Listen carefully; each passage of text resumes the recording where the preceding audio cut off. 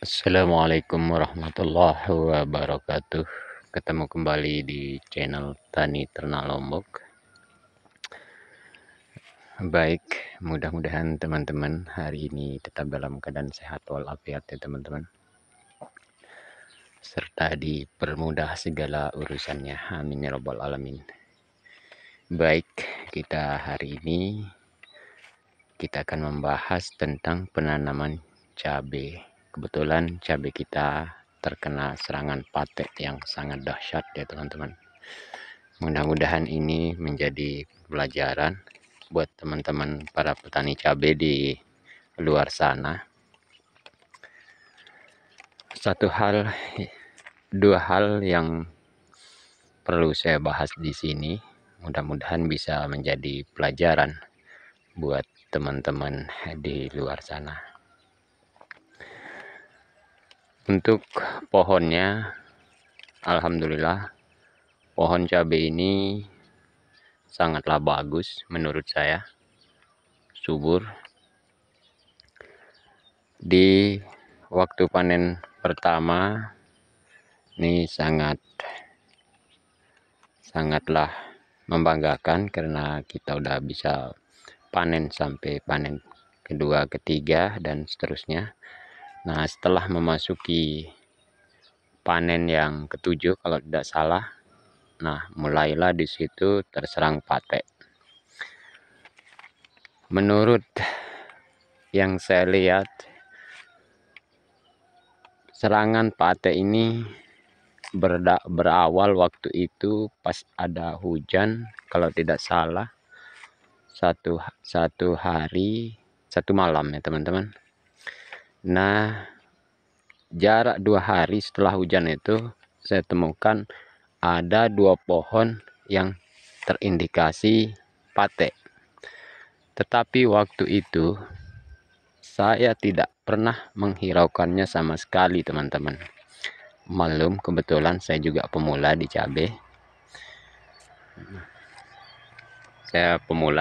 Teman-teman. Jadi saya tidak menghiraukannya teman-teman. Saya terus petik. Saya juga di pohonnya yang 2 pohon kena patek itu saya ambil yang bagus, terus yang terindikasi patek itu baru berapa biji, bisa dihitung jari. Nah, untuk berturut-turut terus saya kontrol sampai 3 hari, saya lihat sudah menyebar ya teman-teman. Nah, kebetulan setelah 3 hari itu ada hujan lagi teman-teman. Nah, setelah hujan waktu itu berturut hujannya 3 hari 3 malam. Nah, disitulah sumber malapetakannya, bukan dari hujan ya teman-teman, tapi bisa saya ingat waktu itu setelah hujan, setelah jarak 3 hari itu ada hujan. Nah, disitu saya lihat begitu cepat menyebarnya. Nah, kesimpulannya di sini teman-teman, menurut saya ini teman-teman ya, nggak tahu kalau teman-teman di sana. Nah, sambil kita lihat pohon cabai saya ini udah betul-betul termasuk hancur ya teman-teman. Nah, seperti ini udah hancur banget ya teman-teman. Nah, udah menyebar hampir 70% ya teman-teman. Saya udah bingung teman-teman waktu itu. Saya beli obat yang betul-betul mahal atau yang super, saya beli, saya cari di online, saya cari di toko pertanian, saya pakai. Ada yang senior yang saya datangin, katanya terus di supply, disemprot 3 hari berturut. Saya coba teman-teman, ternyata hasilnya nihil teman-teman, tidak ada bekasnya sama sekali. Akhirnya 99% hancur semua, satu sawah teman-teman. Naik seperti ini, teman-teman bisa lihat. Setelah saya kaji ya teman-teman, setelah saya kaji ulang, ternyata di situ ada kelalaian, karena mungkin saya belum ada pengalaman ya teman-teman. Ada kelalaian saya yang saya lakukan sendiri. Seharusnya menurut saya teman-teman, seharusnya begitu ada terindikasi kena patek, mau satu pohon, mau 3 pohon, mau satu baris, mau satu jalur, jangan takut untuk dicabut. Itu prinsipnya yang paling bagus. Prinsip sederhananya seperti itu.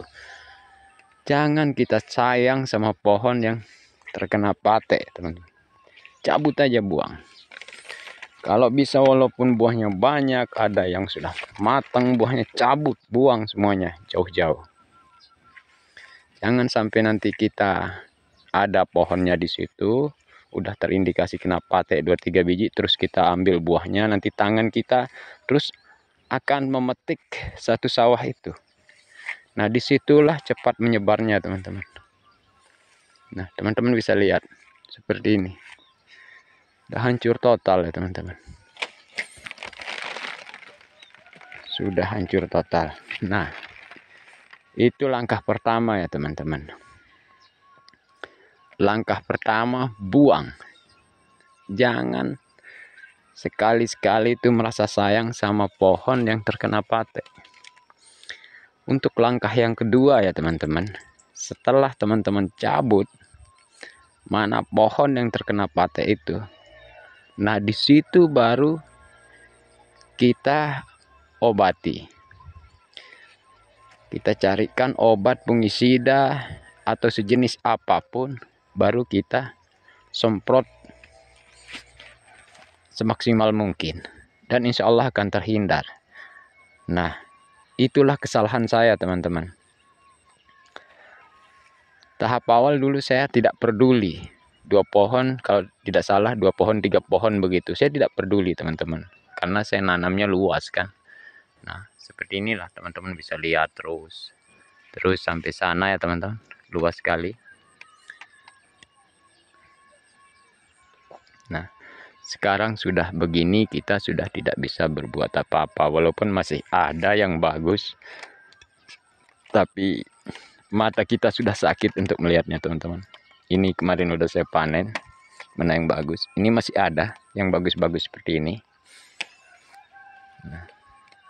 Nah, itu menjadi pembelajaran buat teman-teman di luar sana. Walaupun ini cuman pengalaman saya yang masih pemula. Kalau kita mengobati, misalnya udah terkena, kita tidak buang. Contohnya seperti ini, kita tidak buang, kita tidak cabut. Terus terkena hujan, ini menyebarnya, ini setelah hujan ya, teman-teman. Ini menyebarnya cepat sekali setelah hujan. Nah, kalau bisa cabut, buang pohon-pohon yang terkena patek, terindikasi patek itu. Jangan kita merasa sayang, buang. Nah, setelah kita buang, baru kita spray, kita obati semaksimal. Jangan sampai seperti ini, teman-teman. Walaupun masih ada bagus seperti ini, termasuk ini sudah kegagalan total.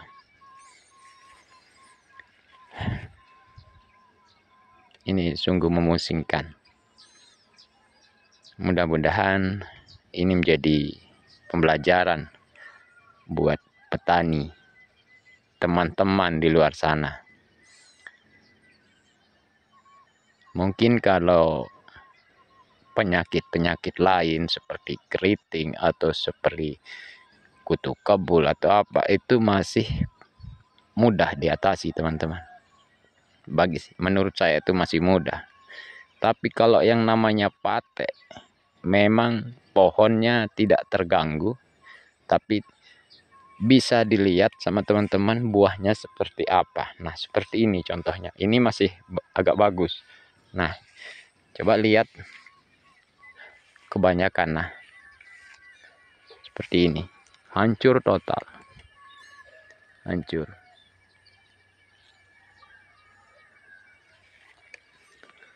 Sungguh dahsyat ya.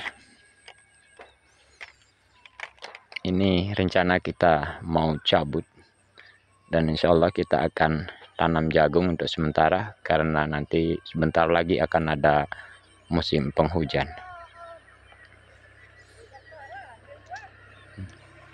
Ini sebagai pembelajaran buat kita semua. Nah, seperti ini contohnya. hancur total.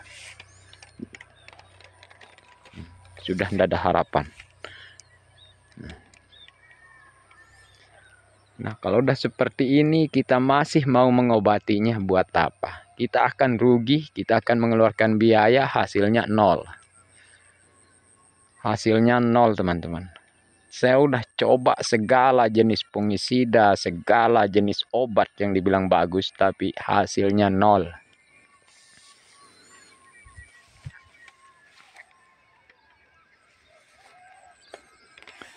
Baik, cuman ini yang bisa kita berbagi. Mudah-mudahan teman-teman tidak mengalami seperti saya ini, dan semoga pengalaman saya ini bisa menjadi ikhtibar buat saudara atau teman-teman di luar sana. Baik, mungkin ini aja. Wabillahi taufik wal hidayah. Assalamualaikum warahmatullahi wabarakatuh.